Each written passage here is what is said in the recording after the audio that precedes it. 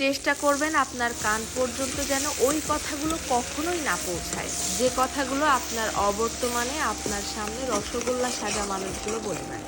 বিশ্বাস করেন, যদি আপনি একবার বুঝে ফেলেন যে আপনার পিঠ পিছে আপনার একান্ত বিশ্বস্ত মানুষগুলো আপনার সম্পর্কে কি বলে বেড়ায়, তাহলে তাদেরকে ঘৃণা করতেও আপনার ঘৃণা লাগবে।